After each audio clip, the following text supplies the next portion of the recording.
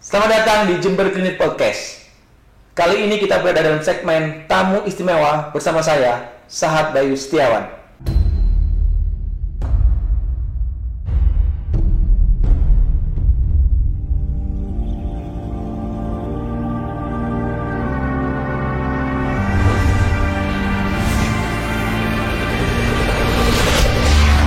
Oke, assalamualaikum warahmatullahi wabarakatuh. Selamat siang Sobat JK, selamat datang di podcast Tamu Istimewa. Ini adalah podcast yang bersih tentang obrolan dengan sosok-sosok istimewa khususnya di dunia pelayanan kesehatan. Dan hari ini kita akan bicara banyak hal tentang pelayanan kesehatan dengan sosok istimewa dari Rumah Sakit Jember Clinic, sosok yang tidak bisa dipisahkan dari Rumah Sakit Jember Clinic, dan sosok yang identik dengan kiprah Rumah Sakit Jember Clinic selama ini. Siang ini saya, Bayu Setiawan, akan bicara mengenai pandemi COVID-19 dan bagaimana upaya mengatasinya bersama tamu istimewa kita, Dr. Muhammad Agus Burhansyah. Selamat siang, Dokter. Selamat siang, Mas Bayu. Ya, ini Dr. Muhammad Agus Burhansyah atau biasa dipanggil dengan Dr. Burhan ya, Dok? Ya, nama bekennya sih Dr. Burhan gitu ya. Oke, ya, Dokter. Kesibukan terakhir ngapain, Dok? Ya, kalau kegiatan rutinitas kita sehari-hari adalah bagaimana kita, kebetulan saya dipercaya sebagai Direktur Rumah Sakit Jember Clinic, otomatis kita bangun pagi, kita mempersiapkan beberapa hal untuk pekerjaan-pekerjaan kita yang ada di rumah sakit, dan tentunya kita sampai di rumah sakit selalu mengadakan meeting dulu bersama para wakil direktur yang ada di Rumah Sakit Jember Clinic, membicarakan masalah beberapa hal terutama yang berkaitan dengan masalah isu-isu yang paling kekinian yang memang sekarang jadi perhatian daripada pemerintah dan tentunya juga menjadi perhatian daripada masyarakat seluruh Indonesia, karena memang sekarang kita lagi mengalami beberapa hal yang berkaitan dengan masalah pandemi COVID-19. Iya, Dok. Sebelum kita ngomong lebih jauh tentang pandemi COVID-19, kita flashback dulu ya, Dok. Dokter kira-kira mulai kecil memang ingin jadi dokter atau gimana, Dok? Kalau cita-cita sebelumnya itu sebelum ada mandatori dari orang tua ya dan keluarga, jadi pengennya sih waktu itu bergerak di bidang dunia di lapangan ya. Tentunya seperti banyak pekerjaan yang pada waktu itu seakan-akan kita ingin menunjukkan bahwa kita benar-benar sebagai seorang laki-laki gitu ya. Jadi seperti di sipil, di kontraktor, atau bahkan terakhir pada waktu terakhir kita mau mengambil sikap untuk mengambil jalan yang sebenarnya pada waktu itu sempat mengambil kepingin di pertambangan. Ya, jadi itu yang menjadi keinginan kita pada waktu itu. Tapi karena memang ada mandatori dari orang tua, dan tentunya saya rasa juga semua orang tua berkeinginan dalam satu keluarganya itu ada salah satu keturunannya itu yang bisa menjadi dokter. Akhirnya pada waktu itu dengan adanya kompromi dari keluarga, mau tidak mau itu saya harus mengikuti keinginan daripada keluarga, jadilah saya jadi seorang dokter. Jadi dokter lulus dari FK UNER ya, Dok? Tahun 19? Lulusnya saya tahun 1991 ya. 91. Nah. PTT? PTT pada waktu itu tahun 92 saya langsung mendapatkan penempatan kebetulan masih di Jawa Timur, tapi berada di Puncak Tengger di Gunung Bromo. Oh. Jadi di situ pertama kali saya mengalami kedinasan di puskesmas, yaitu tepatnya di Puskesmas Tosari, Kabupaten Pasuruan, di mana di situ itu betul-betul kita menyatu dengan masyarakat Tengger yang cukup terkenal itu. Artinya dokter setelah dari lulus FK UNER, kemudian PTT sekitar tahun 91-92, Dok ya. Kemudian langsung berpindah ke Rumah Sakit Jember Clinic atau gimana? Ada tenggat waktu setelah kosong dulu atau gimana? Nah, itu sebuah cerita yang sangat-sangat menarik ya. Yang memang pada waktu itu setelah saya lulus selesai itu tahun 95 dari puskesmas, saya pada waktu itu, kalau orang tua memang sebetulnya menganjurkan, kebetulan pada waktu itu ayah saya almarhum itu kenal dengan Direktur Rumah Sakit PTP 27 pada waktu itu ya, Jember Clinic itu Dr. Endang Suhadi. Dan pada waktu itu sih beliau menginginkan saya untuk bergabung dengan Rumah Sakit Jember Clinic.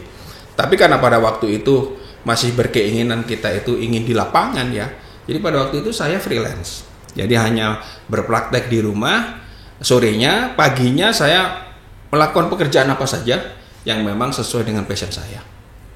Artinya jiwa untuk struggle dan ya entrepreneurship-nya udah kedidik mulai awal. Kalau itu tidak bisa dipisahkan karena ceritanya pada waktu saya masih kuliah pun itu saya sempat istilahnya menyalurkan keinginan saya dengan saya itu bergerak di bidang ya mungkin bukan bisnis ya atau ya istilahnya udah dagang lah. Jadi sambil kuliah itu saya juga sambil dagang, membantu orang tua. Kebetulan memang orang tua punya bisnis ya, punya 2 toko yang memang pada waktu itu cukup bagus dan saya juga membantu orang tua. Dan disitulah memang saya ditempa bagaimana kita itu menjadi seorang yang istilah sekarangnya mungkin sebagai seorang entrepreneur. Di sana kita sudah diajarin secara tidak langsung oleh orang tua bahwa hidup sesungguhnya seperti ini. Oke. Dengan modal segitu banyak itu, modal sosial, modal ilmu, berpengalaman segitu banyak, dokter kemudian olah sehingga bisa jadi bekal dalam membawa rumah sakit Jember Klinik. Kira-kira tahun berapa dokter gabung ke sini? 2002 ya dok? Jadi tepatnya pada waktu itu, saya kenal dengan Dr. Ahmad Zain. Dan yang Dr. Ahmad Zain itu yang mendahului masuk di rumah sakit Jember Klinik, menawari saya karena tahu saya pada waktu itu saya freelance, kemudian ditawari kalau nggak salah saya sebagai dokter pengganti selama 3 bulan karena Dokter Suratini pada waktu itu sedang cuti melahirkan. Nah pada waktu itu saya langsung kalau nggak salah waktu itu direkturnya itu adalah Dokter Kuntadi. Oh, Dokter Gigi Kuntadi. Yes, Dokter Gigi Kuntadi itu kemudian saya dipertemukan sama beliau dan beliau pada dasarnya sudah setuju, oke. Dan pada waktu itu tidak terlalu banyak masalah karena memang pengganti dan disitulah saya mulai pertama kali mengenal di sebuah institusi rumah sakit yang bagus. Jadi ya memang pada waktu itu bayangan saya begini, kalau saya masuk di institusi misalnya di rumah sakit umum atau di rumah sakit di puskesmas seperti yang saya alami beberapa waktu yang lalu. Itu ya saya tidak menemukan sesuatu yang menarik atau tantangan di situ. Tapi begitu saya bergabung dengan rumah sakit Jember Klinik pada saat itu, saya sudah merasakan sebuah aura yang berbeda. Jadi bagaimana saya melihat dedikasinya, saya lihat disiplinnya, kemudian saya lihat orang-orangnya itu cukup punya komitmen yang cukup bagus gitu loh. Sehingga pada waktu itu saya langsung tertarik. Nah mestinya seperti inilah suasana kerja itu. Nah di situ kemudian saya coba selama 1 bulan saya menjalani sebagai dokter di UGD, di ruangan juga pada waktu itu. Nah setelah saya masuk di bulan ketiga di minggu pertama itu saya mendengar dari Dokter Zain itu pada saat itu rumah sakit Jember Klinik akan membuka UGD 24 jam. Oke. Waktu itu belum dok ya? Belum. Nah pada saat itu begitu mengenal itu artinya memang membutuhkan seorang dokter. Ya. Jadi pas pada kurang 1 minggu masa berakhir di minggu ketiga, di bulan ketiga itu saya sudah hampir berakhir kurang 1 minggu, saya dipanggil oleh Dokter Gigi Kuntadi pada waktu itu. Apakah saya berkenan untuk terus bergabung dengan rumah sakit Klinik? Karena selama 2 bulan lebih itu saya merasakan betul suasananya cukup bagus dan ini banyak pembelajaran bagi saya dan sesuai dengan passion saya di situ. Dan kemudian saya lihat itu, wah ini betul. Oke, pada saat itu saya nggak terlalu banyak mikir, siap saya bergabung. Oke, dokter memang jenis atau tipikal orang yang penyuka tantangan dok ya. Nah, tantangan ini kan kemudian semakin besar dan dokter di tahun 2019 awal dok ya dipercaya untuk menjadi 2018 ya? 2018 oke. 2018 menjadi kepala rumah sakit atau direktur rumah sakit Jember Klinik. Tentang perjalanan yang relatif tidak terlalu panjang ya, dari tahun 2002 menjadi ke tahun 2018, 16 tahun. Artinya sepanjang 16 tahun ini kemudian dokter menjadi menjadi orang nomor 1 lah di rumah sakit Jember Klinik. Kira-kira apa dok? Rahasianya apa itu? Jadi begini, bagi saya adalah bekerja itu seperti kita bermain game.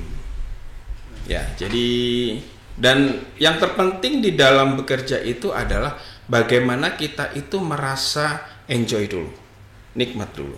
Jadi artinya kita betul-betul bisa memahami pekerjaan itu, kemudian bisa menikmati pekerjaan itu, dan betul-betul bisa merasakan betul bagaimana sih rasanya bekerja yang sebenarnya. Artinya ya benar kita udah suka, passion kita juga pas di situ. Kebetulan environment-nya sangat mendukung sesuai dengan yang kita inginkan. Nah, artinya udah pas banget gitu loh. Jadi di situ suasana sudah oke, keinginan kita sudah, ya ini pas, oke, saya masuk pada waktu. Nah, pada saat saya dipercaya itu memang saya tertantang betul. Saya tertantang sekali karena mungkin jauh sebelumnya itu pada waktu saya 2002 bergabung sampai tahun 2015 itu saya bilang ya biasa-biasa saja lah, artinya tidak ada sesuatu yang istimewa. Belum masuk ke jajaran manajerial dok ya tahun itu? Kalau nggak salah pada waktu itu sudah pada saat itu ya dok ya, kepala divisi dok ya? Ya pada waktu itu saya sudah sebagai awal saya sebagai kepala divisi pemasaran dan pengembangan, kemudian saya pindah ke divisi pelayanan medis, dan pada saat itu setelah di pelayanan medis saya kemudian sempat keluar dari rumah sakit di unit rawat jalan. Untuk kursi klinik pada saat itulah kemudian. Nah di saat memang saya merasakan sebuah perbedaan sekali ya. Bagaimana saya berada di sebuah rumah sakit yang sangat sudah dibilang bagus, settle gitu. Jadi segala sesuatunya sudah. Kemudian saya harus dipindah di klinik-klinik yang notabene kebetulan juga kliniknya berada di tempat kebun-kebun ya, kemudian itu sarana prasarananya juga terbatas, kemudian resource-nya tidak jauh sekali dibandingkan dengan rumah sakit, dan di situ memiliki tantangan tersendiri yang luar biasa. Saat itulah ujian sebenarnya pada waktu itu leadership-nya sih sebetulnya yang diuji, karena saya mendapatkan tantangan dengan sarana prasarana yang terbatas, dengan SDM yang terbatas. Saya harus memenuhi target-target yang ditentukan oleh perusahaan. Artinya di situ dan ini juga yang paling saya rasakan tantangan terbesarnya itu posisi klinik ini kan jauh, jumlahnya banyak, sekitar 27. Kemudian itu mulai dari Jember sampai di Klaten, Jawa Tengah. Ya memang paling banyak itu di sekitar wilayah Jawa Timur Tengah ya, jadi di Surabaya, Sidoarjo, Mojokerto, Kediri. Nah, itu yang paling banyak di situ. Nah, jadi pada waktu itu tantangan saya terima, dan saat itu kita bagi waktunya pada waktu. Jadi saya berada di wilayah Jember itu 2 minggu, kemudian saya berada di wilayah Mojokerto dan Surabaya itu 2 minggu. Itu saya bagi. Itu tahun berapa ya? 2000? Itu 2015-an ya. Artinya regulasi tentang jaminan kesehatan nasional atau JKN BPJS itu baru bergulir juga dok ya? Yes, jadi tantangannya bertambah itu juga dok ya? Nah, pada waktu itu juga begitu. Bagaimana kita dari klinik-klinik yang sangat terbatas sarana prasarananya itu harus memenuhi regulasi dari pemerintah yang sudah tidak bisa ditawar. Artinya secepat mungkin bagaimana kita itu bisa memenuhi persyaratan-persyaratan pemerintah, sehingga kita harus mengupgrade sarana prasarana, kita harus mengupgrade SDM-nya, dan tentunya juga skill-nya, knowledge-nya, itu semua pada saat itu kita bergerak bersama-sama. Padahal kalau orang mengira mungkin di klinik itu relatif lebih sederhana ya, padahal ternyata jauh lebih kompleks tuh ya. Kompleksnya karena memang antara regulasi, persyaratannya dengan sarana prasarana yang ada, sumber dayanya yang ada, ini memang tidak berimbang. Mungkin kalau memang karena kita kan kebetulan di waktu itu PTP di setiap kebun itu memiliki klinik-klinik yang mana notabene klinik pada waktu itu untuk hanya murni melayani pekerja yang ada di sekitar kebun. Nah, tapi sekarang kita ditantang untuk juga melayani masyarakat luas, dan ditantang juga di situ harus mempunyai margin yang bagus. Artinya capaian revenue juga harus sesuai dengan korporat ya. Betul. Ya. Dokter berarti setelah menjadi wadir kemudian dipercaya untuk menghandle klinik satelit atau unit rawat jalan dengan tantangan BPJS belum selesai tantangannya. Belum. Kemudian berpindah ke rumah sakit Jember Klinik tahun 2018 akhir atau 2019 awal. Itu tantangannya bertambah lagi karena belum ada 3 tahun atau 2 tahun ini sudah dihantam dengan pandemi. Yes. Ya, kira-kira itu bagaimana? Efek sekali nggak terhadap pelayanan secara umum di rumah sakit pandemi itu? Jadi kalau bisa saya flashback ke belakang ya, saya coba pertama kali di 2018 Januari itu tepatnya tanggal 2, saya menginjakkan pertama kali kaki saya di rumah sakit Jember Klinik kembali. Yang terpikir pada saat itu adalah karena ya saya harus menunjukkan membuktikan bahwa saya mampu untuk mewujudkan harapan-harapan dan keinginan-keinginan daripada korporasi. Nah, itu yang pertama. Yang kedua, tentunya saya juga punya ambisi pribadi yang memang harus saya tunjukkan bahwa saya itu harus bisa melaksanakan amanah dan kepercayaan daripada korporasi ini untuk bisa meningkatkan rumah sakit Jember Klinik menjadi lebih baik. Secara tipe, secara jangkauan atau secara berapa? Tentunya yang pada waktu yang terpikir bagi saya adalah bagaimana saya itu target saya. Otomatis pada awal sih perusahaan pasti targetnya ujung-ujungnya adalah bagaimana kita bisa dapat revenue yang bagus, kemudian mendapat margin yang bagus sesuai dengan target RKAP yang sudah ditentukan. Nah, di situ awalnya yang ingin saya capai target itu dulu. Itu awal begitu. Bagaimana saya harus bisa untuk membuktikan bahwa saya bisa, ya alhamdulillah sih. Di 3 bulan pertama itu saya memang punya target pribadi. Ya. Kalau kata kabinet 100 hari pertama. Yes, ya jadi ya mungkin itulah. Ya saya kepingin menunjukkan bahwa 100 hari pertama itu saya bisa menunjukkan perubahan minimal. Minimal perubahan yang berbeda dari sebelumnya. Dan dari situ ingin saya tunjukkan betul. Jadi dan saya sangat merasakan betul 3 bulan pertama itu bagaimana energi saya itu saya curahkan sepenuhnya untuk bisa mewujudkan target yang 100 hari itu. Oke, berarti ini kalau saya runut ceritanya, dokter selama di URJ atau klinik satelit itu kan quote to quote atau tanda kutip itu berada di canda di mukanya dok ya, digodok sedemikian rupa, datang ke rumah sakit Jember Klinik, comeback tahun 2018 membawa nilai-nilai baru. Tentu nggak mudah gitu loh nyampaiin apa yang dokter dapat selama di kawasan di muka kepada ekosistem baru di situ. Kira-kira tantangan pertama apa? Kultur, budaya, atau mindset atau apa dok yang perlu jangan ubah awal-awal dari dok? Jadi saya merasakannya begini ya. Jadi pada waktu di URJ itu, di unit rawat jalan itu, saya merasakan bahwa saya sulit untuk melakukan koordinasi yang bagus. Karena memang sarana prasarananya, SDM-nya itu sangat terbatas sekali. Artinya di sana bagaimana saya betul-betul bisa bekerja sendiri, menyelesaikan semua tanggung jawab bersama orang terdekat saya, atau orang-orang kepala klinik di sana yang betul-betul bisa membantu saya. Dan memang saya harus milih orang. Saya harus menentukan seseorang gitu loh yang memang betul-betul bisa membantu saya. Ya alhamdulillah pada saat itu bisa berjalan walaupun saya katakan tidak maksimal. Jadi begitu saya di rumah sakit, saya paling tidak kan kalau di korporasi itu kan ada rapat rutin bulanan, rapat 3 bulanan, rapat 6 bulanan dan rapat tahunan. Saya itu pada waktu rapat bersama dengan rumah sakit itu bagaimana Gadul, bagaimana HVA, bagaimana rumah sakit Medika Utama itu mereka itu dengan timnya memaparkan hasil kinerjanya itu dengan segala pencapaiannya.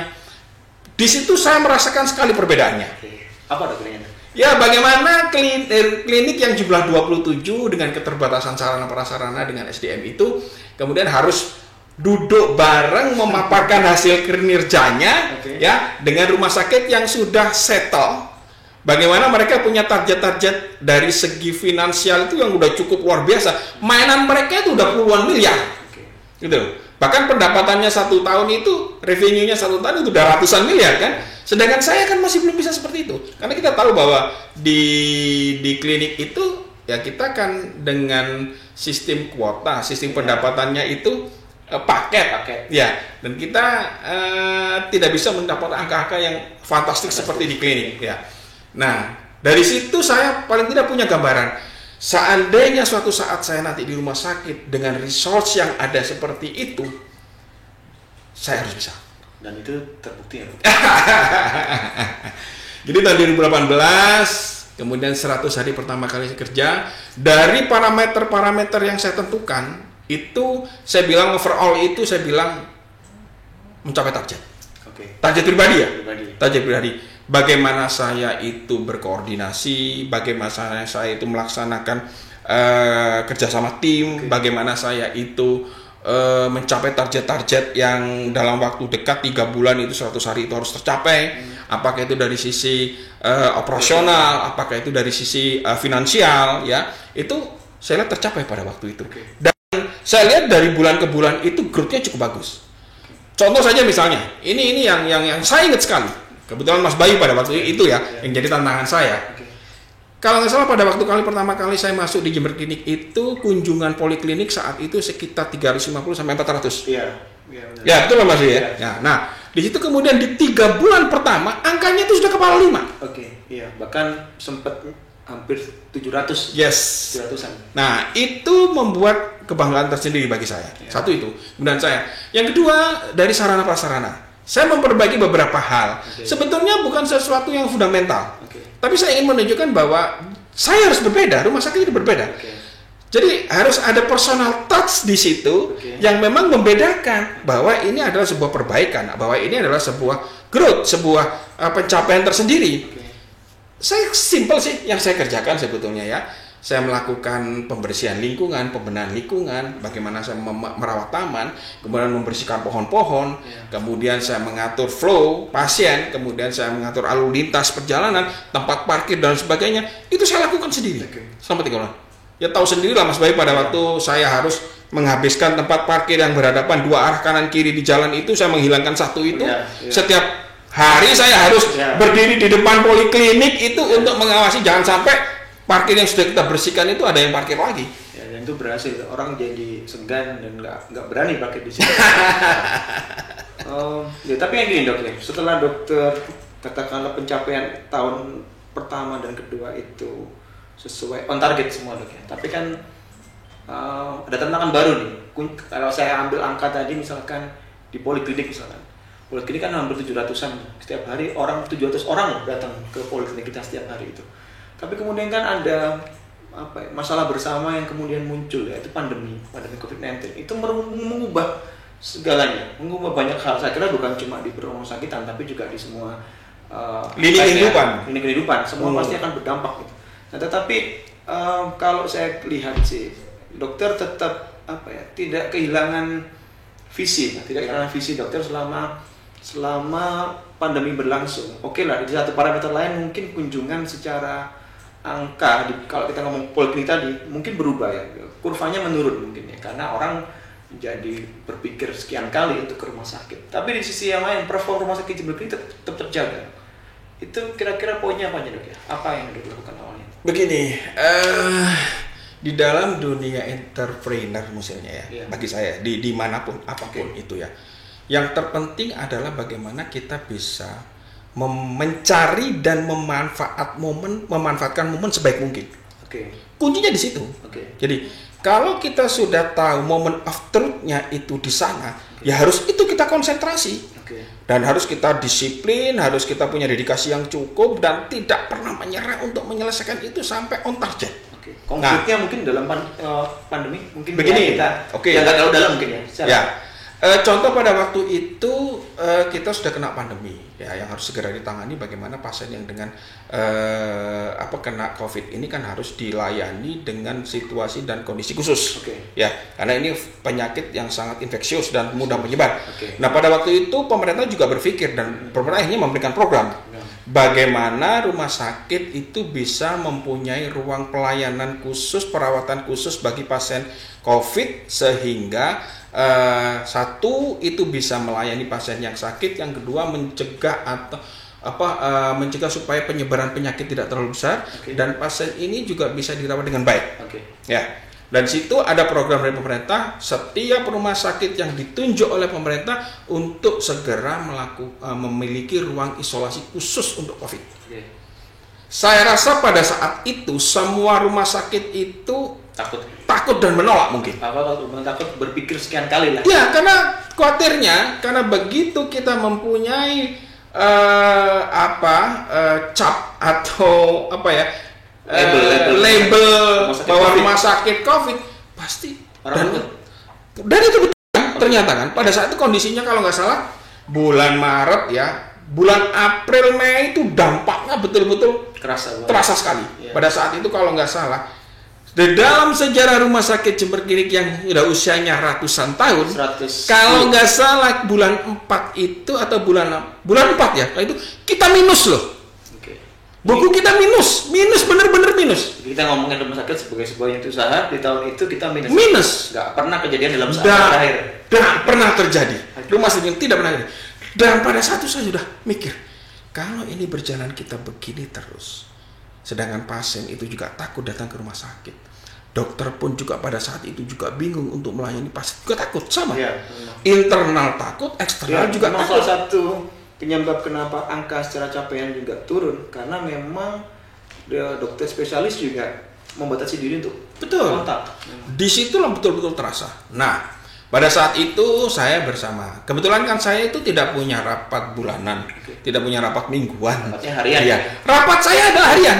Oke. Jadi saya menyempatkan setiap hari itu di jam 7 sampai jam 9 rata-rata, bahkan kadang-kadang molor sampai jam 10 3 jam. Iya. Itu saya pergunakan, saya berdiskusi rapat langsung bersama dengan istilahnya wadir sekarang ya. Iya. Bagi kita itu lengkap ya dengan penunjang medis, pelayanan medis, kemudian perawatan, pemasaran dan pengembangan dengan AKS ya, manajemen. Itu kita kumpul berenam, saya berdiskusi pada saat itu bagaimana kita harus bisa jangan sampai bulan depan itu kita merah minus seperti ini. Ini adalah sejarah terburuk selama rumah sakit Jember Klinik berdiri, belum pernah rugi seperti ini. Ya. Nah itu kita Walaupun berpikir sebenarnya bukan cuma rumah sakit Jember Klinik. semua ya. Tapi bagi saya secara pribadi Oke. itu adalah pukulan telak gitu loh, karena bagaimanapun juga nanti yang diminta pertanggungjawaban adalah saya. Ya. Apapun itu kejadiannya, saya yang harus di. Nah, pada saat itu saya berpikir, saya berkomitmen pada rumah sakit. Oke, pemerintah kemudian melalui dinas kesehatan, melalui Kementerian Kesehatan mensyaratkan kita untuk segera menjadi rumah sakit rujukan COVID dan kita harus menyediakan kamar untuk pelayanan COVID. Oke. Itu pertama. Yang kedua, kebetulan kita kan sudah jadi holding rumah sakit BUMN. Melalui Kementerian BUMN kita juga sudah dimandatori untuk segera melakukan konversi kamar itu menjadi 50%-nya TT-nya, tempat tidurnya untuk disiapkan untuk pasien COVID. Oke. Pada saat itu, kalau nggak salah saya hanya bisa menyediakan 8 tempat tidur Mas ya. Sangat sedikit oke. Sangat sedikit. Padahal tempat tidur itu pada waktu itu yang kita miliki 170. Artinya 10% saja masih belum. Sampai ya. Nggak sampai. Ya karena kita bingung bagaimana, kita tidak punya pengalaman membuat ruang isolasi khusus, bagaimana tekanan negatif, peralatan apa yang ada di situ, persyaratan seperti apa di situ, kita sama-sama nggak tahu. Kemudian ada ya mulai di bulan 4 itulah kita melakukan keberanian. Kalau nggak salah pada waktu itu sudah nambah lagi ruangannya 4 jadi 12.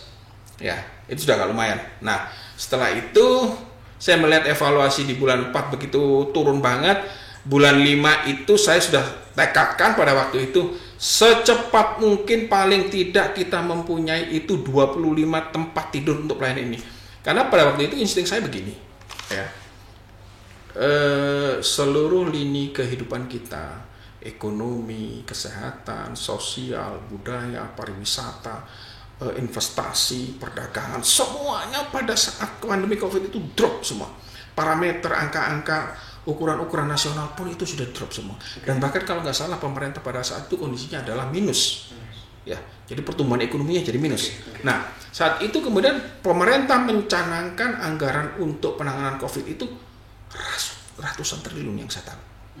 Jadi artinya begini, saya coba menyaring berita program pemerintah secara nasional itu apa. Ya, untuk melihat secara makroekonomi ya. Yes, itu anggaran itu nanti lari dari pemerintah akan dikonsentrasikan kemana. Dan pada saat itu kalau nggak salah dana-dana silpa yang ada di masing-masing daerah itu kabupaten, kota dan provinsi itu diambil semua oleh pemerintah khusus untuk menyelesaikan masalah COVID secara nasional.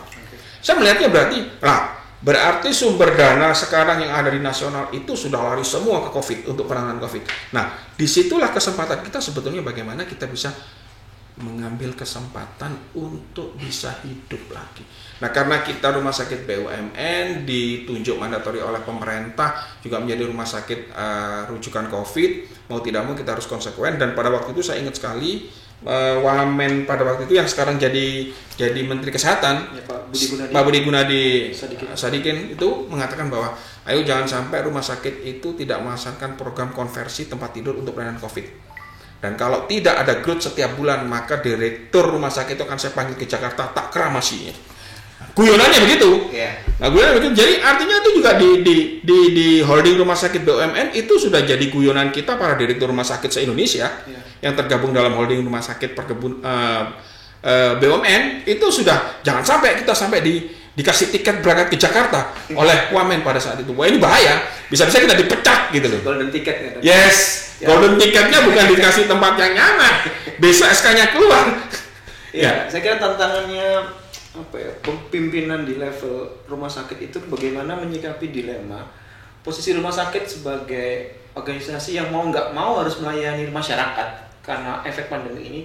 Di satu sisi dia juga harus bisa survive dalam artian dia menghidupi banyak pegawainya di situ. Itu saya kira tantangannya di situ.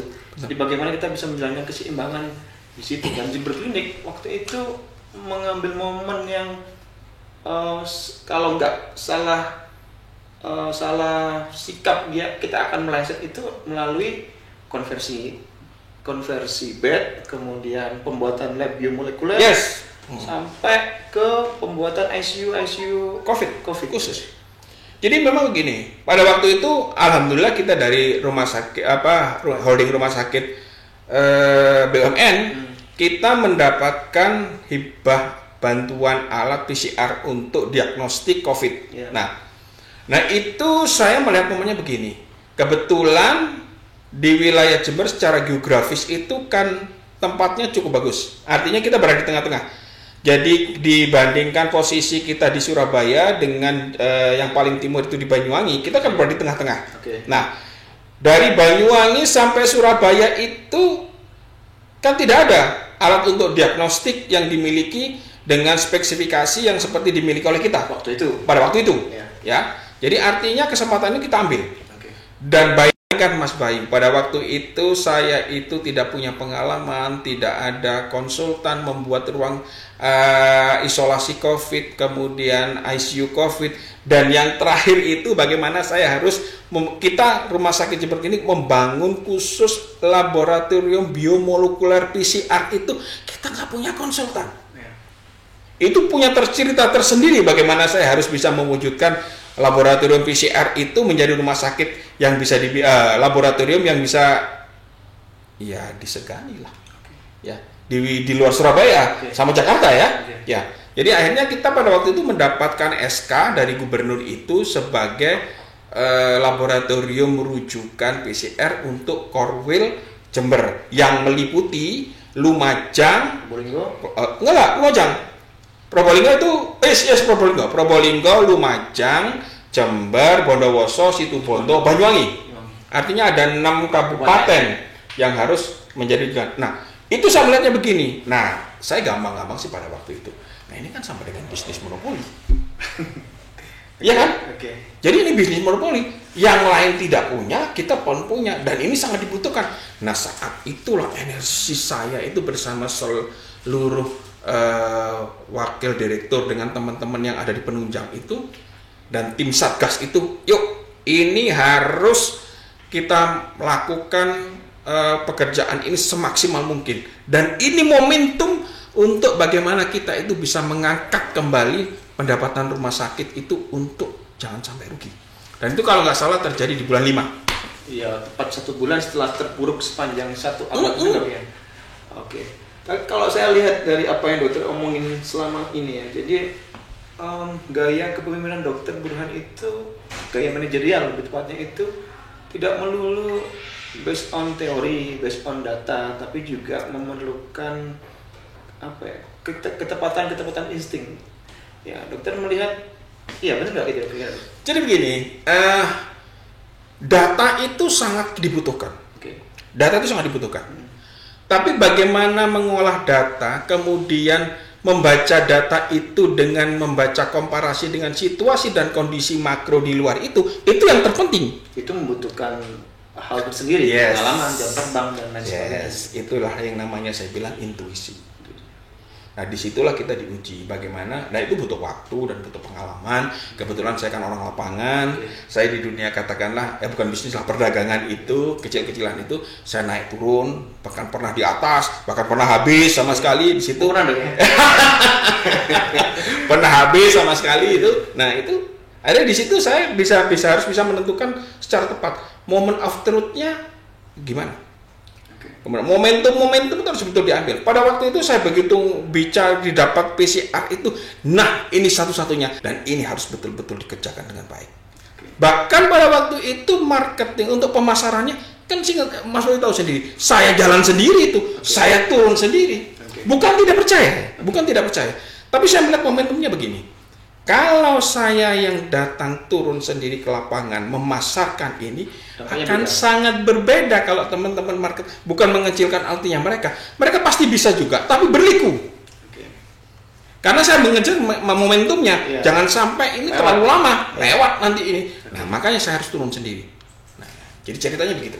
Kalau kita ngomongin yang waktu itu, kira-kira tahun 2021 ke depan, ini insting Dr. Burhan kemana nih ngomongin soal pandemi? Ya, saya melihat begini dari beberapa berita, beberapa ulasan para tokoh, para begawan, pada orang pintar, baik itu di tingkat nasional maupun internasional, sama-sama memprediksi pandemi COVID ini masih akan belum selesai dalam waktu dekat. Artinya ini berkepanjangan. Nah, di sini memang kita harus betul-betul bisa melihat isu-isu yang ada di setiap perjalanan ini. Paling tidak isu bulanan, kemudian 3 bulanan, 6 bulanan, bahkan mungkin isu 1 tahun. Itu juga harus kita saring semua itu sebagai sebuah sumber data. Nah, dari situlah kita nanti akan bisa menentukan langkah-langkah apa yang harus kita lakukan. Dan juga dari tren daripada perjalanan pandemi ini yang harus kita hitung. Contoh seperti sekarang. Sekarang ini aja untuk wilayah Jember ini kan sudah tidak merah lagi, sudah orange. Ya, kemudian di sini juga dari tingkat hunian kamar, apakah itu kamar yang non COVID dengan COVID kan ini juga sudah menurun. Nah, dari sinilah kita juga harus menyiapkan diri bagaimana menyiasati, menyelesaikan persoalan-persoalan itu dan kita membuat strategi bagaimana menghadapi situasi dan kondisi yang sudah berubah seperti ini.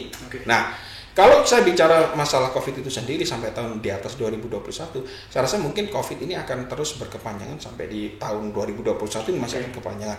Cuman mungkin untuk agendanya itu berbeda. Kalau di awal itu kita bicara bagaimana kita tracing, kemudian bagaimana kita treatment. Nah sekarang kita bicaranya bagaimana kita itu perlindungan. Ya, bagaimana kita bicara bukan lagi balik kuratifnya. Ya, tapi preventifnya kan yang harus kita bicarakan. Jadi sekarang pemerintah sudah mencanangkan bahwa ini adalah kita bicara masalah vaksinasi. Pemerintah akan konsen sekali bagaimana selain sekarang sudah mulai ditemukan metodologi obat-obat yang canggih bagaimana untuk mendiagnosa, melakukan treatment kepada COVID-19 ini dengan pengalaman yang sudah berjalan hampir 1 tahun ini. Polanya sudah bisa dibaca dan apa-apa yang kemudian siap. Cuman sekarang ke depan pikirnya bagaimana supaya nanti kalau COVID ini masih berjalan dalam waktu panjang, apa yang harus dilakukan? Pasca ini pun juga harus kita pertimbangkan, apa yang harus kita siapkan.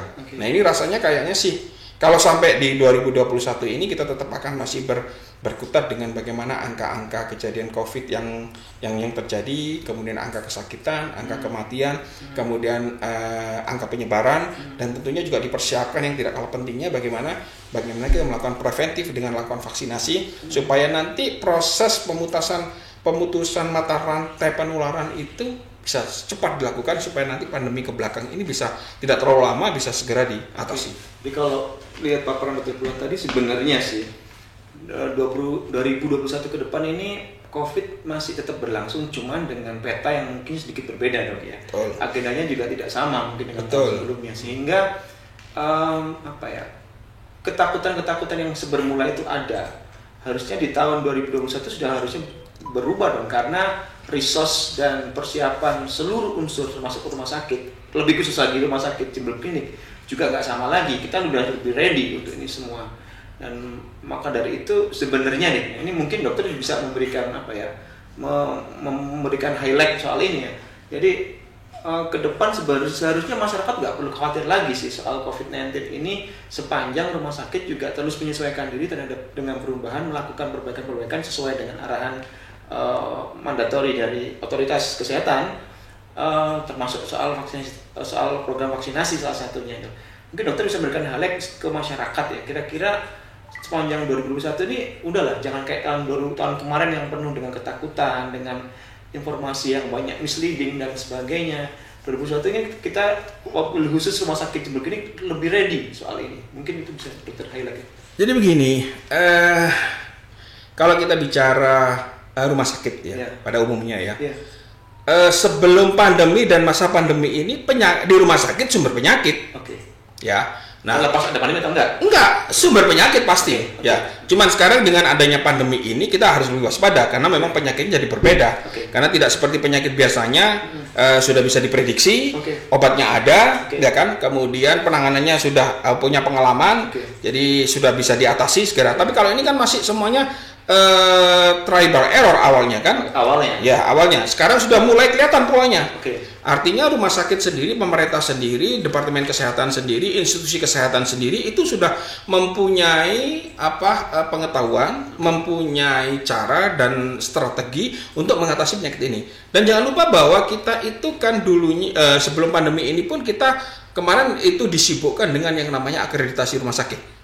Ya, ini sudah mengajari kita akreditasi ini bagaimana kita itu bisa memberikan keselamatan pasien safety ya.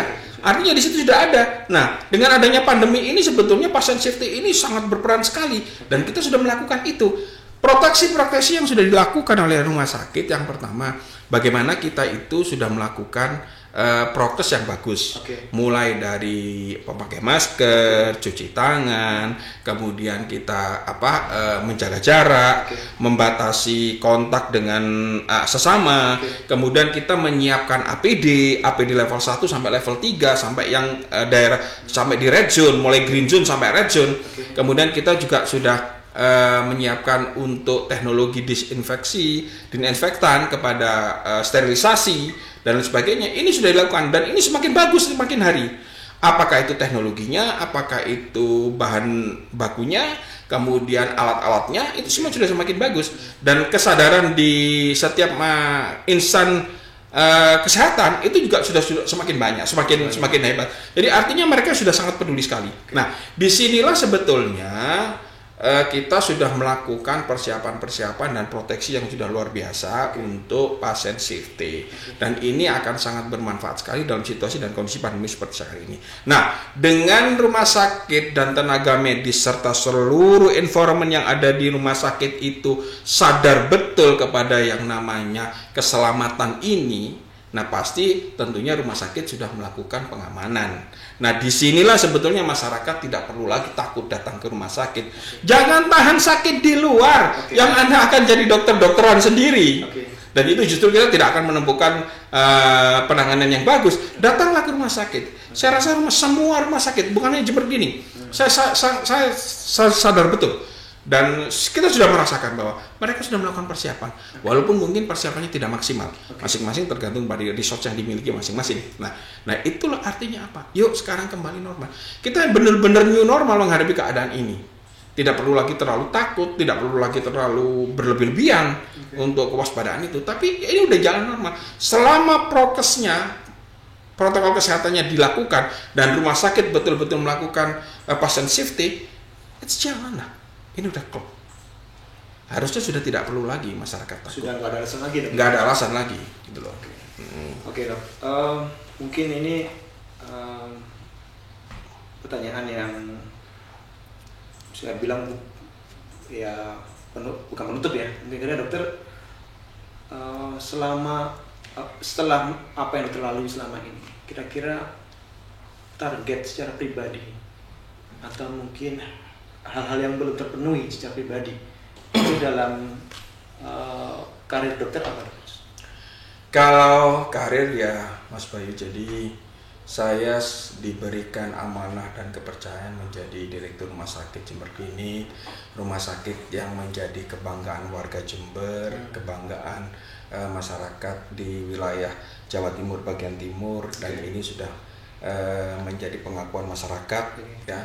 Itu bagi saya itu adalah sesuatu yang sudah anugerah luar biasa, ya. Tapi memang yang namanya manusia, kita itu, karena prediksi saya begini, di usia saya yang sekarang ini, saya itu kalau bisa dibilang untuk urusan pribadi saya itu sudah selesai. Ya, anak-anak saya sudah alhamdulillah, yang pertama itu sudah dokter, menantu saya sudah dokter spesialis, anak saya yang kedua sekarang jadi entrepreneur di Jakarta, yang ketiga ini jauh-jauh kalau nggak dokter, entrepreneur dong.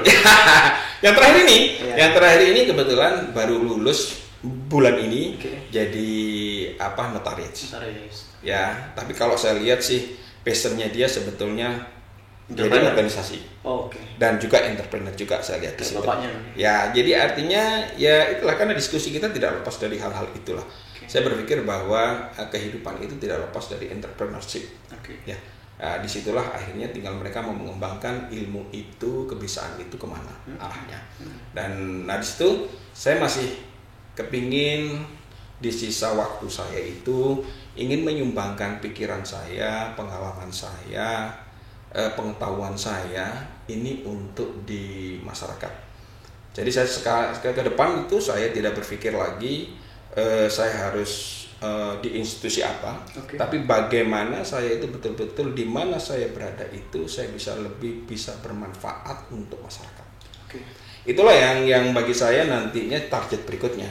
Karena kalau target katakan karir ini adalah sebuah anugerah bagi saya awalnya tidak pernah berpikir untuk dipercaya menjadi seorang pimpinan di salah satu institusi yang cukup bergengsi, yang legendaris, ya. Ya alhamdulillah pada waktu saya dipercaya di puncak karir saya ini, saya sudah meninggalkan beberapa legacy, ya, yang sudah nantinya bisa menjadi sebuah cerita, sebuah pengalaman, sebuah pembelajaran, dan tentunya mungkin itu jadi inspirasi bagi orang-orang yang lain, ya, yang nanti akan meneruskan perjuangan ini. Nah, itu yang selesai bagi saya. Dan yang kedua yaitu tadi, saya masih ingin mengabdikan diri saya kepada kepentingan masyarakat. Saya tidak tahu nanti itu apapun dong, ya. Yes, jadi Tuhan itu nanti akan memberikan. Karena doa saya itu sebetulnya simpel, Mas Bayu. Apa itu? Ya, doa saya itu, ya Allah berikanlah saya itu yang terbaik di dunia ini dan di akhirat nanti. Yang terbaik selalu. Apakah di karir itu saya jadi terbaik, di dunia sosial yang terbaik, di masyarakat yang terbaik. Nah, itu karena saya yakin semua orang ingin punya doa seperti itu, ya. Jadi bagi saya kalau saya dibilang saya berjuang itu sudah selesai, enggak, belum. Sampai kapanpun selagi saya masih diberikan kesempatan oleh Tuhan, diberikan kebiasaan oleh Tuhan, maka saya tetap akan melakukan perjuangan-perjuangan itu. Yang tentunya sekarang orientasinya untuk masyarakat. Dok, sebelum saya tutup, ini pertanyaan terakhir kali ini. Dokter ini kan banyak yang ngomong sama saya sih. Itu kan dikenal sebagai sosok yang energinya banyak, selalu fit, selalu punya tenaga untuk melakukan apa-apa yang dalam pikirannya biar jadi nyata gitu. Itu rahasianya apa, Dok? Dukungan keluarga atau apa? Atau mungkin environment yang bagus atau apa? Atau mungkin motivasi yang sangat tinggi, apa, Dok? Jadi begini, kalau orang pinter itu, Mas Bayu, ya, kalau dia tidak bermanfaat bagi orang lain, bagi saya itu masih belum selesai, belum bagus, ya. Karena orang pinter banyak sekarang, ya. Gading, ya. Ya, jadi tapi kalau orang itu punya kemauan yang keras, kemauan yang tinggi, kemudian dia bisa bermanfaat untuk orang lain, itu berbeda. Nah, energi itu yang dokter punya. Yes. Jadi saya selalu mengatakan begini. Kalau kita itu tahu, belum tentu mau. Dan belum tentu dia itu bisa mengimplementasikan itu dalam bentuk aksi. Dan belum tentu dia mewujudkan sesuatu. Karena dia cuma tahu. Tapi kalau dia punya mau, dibarengin dengan tahu, maka dia bisa menciptakan sesuatu. Nah, inilah yang selama hidup ini saya katakan bahwa selama saya masih punya kemauan, apalagi saya punya pengetahuan, maka saya harus masih punya target-target yang besar untuk bisa saya ciptakan dalam sejarah hidup saya. Oke. Itu yang membuat dokter selalu punya energi yang besar dalam menjalani perjalanan hidup dokter. Ya, gitu. Oke dok, saya kira kita ngobrol sudah hampir 1 jam mungkin dok ya. Terima kasih sekali dok, banyak value yang kami dapatkan dan mudah-mudahan Sobat JK perbincangan kita kali ini dalam segmen tamu istimewa ini bisa memberikan manfaat buat teman-teman semua. Sekali lagi saya ucapkan terima kasih kepada Dr. Muhammad Agus Burhansyah, Kepala Rumah Sakit Jember Klinik tahun 2015 sampai sekarang, dan kita akan ketemu lagi di segmen tamu istimewa berikutnya. Saya Bayu Setiawan undur diri. Terima kasih dan Assalamualaikum warahmatullahi wabarakatuh.